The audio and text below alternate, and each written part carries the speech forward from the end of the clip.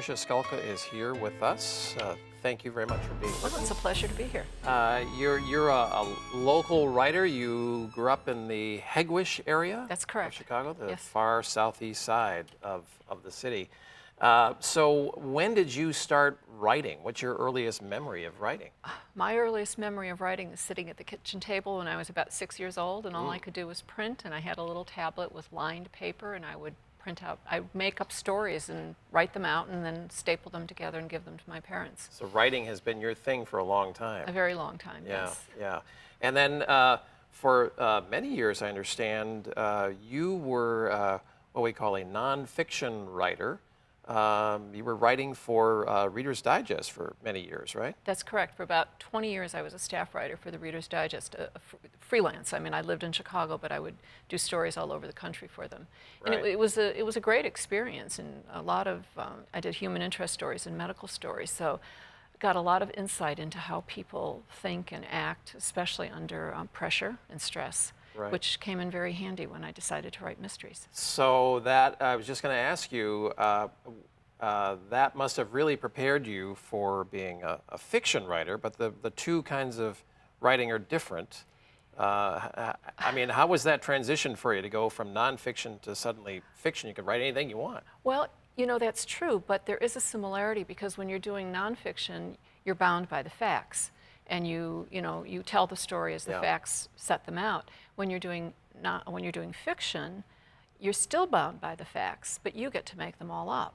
You know, your story has to be true to the situation that you create. It has to make sense, and it has to be resolved in a way that a reader finds satisfying. So you can't have just some miraculous ending that comes out of nowhere. There are these similarities, and I find another similarity is that things go full circle. When you write a good article, you start with a premise or a problem or a Right. situation that has to be resolved, and by the end of the article, you have to deliver to the reader. And it's the same thing in writing a mystery. You set a situation, a crime, a problem, and you have to come full circle by the end of it. And how much time do you spend on setting that premise, if you will, for your novels?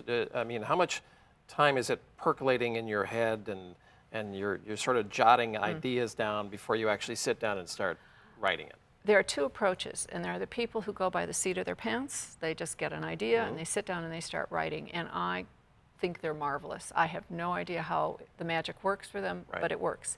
And it doesn't work for me. I plot everything out very, very carefully, and I'll spend 3 weeks, 4 weeks just thinking the story through. I mean, I get the idea, Yeah. and then it's like, okay, how do you go from this 2-sentence idea to a 74,000 manuscript? It's a huge gap to fill. Yeah. So I think it through step by step by step, and then when I have it all in place, then I start the writing. Because to me, it's like two different processes. The one is the logical, where you have to have all of the pieces fit together like in a puzzle, Right. and then the second is the creative. And once you know what the story is and where you're going, then you're free to just focus on the writing. That doesn't work for everybody, but it's what works for me. Yeah, so you're taking a little bit of your journalism background and combining it with the creativity of writing fiction, and you marry the two together, and voila, you have a murder mystery. Right?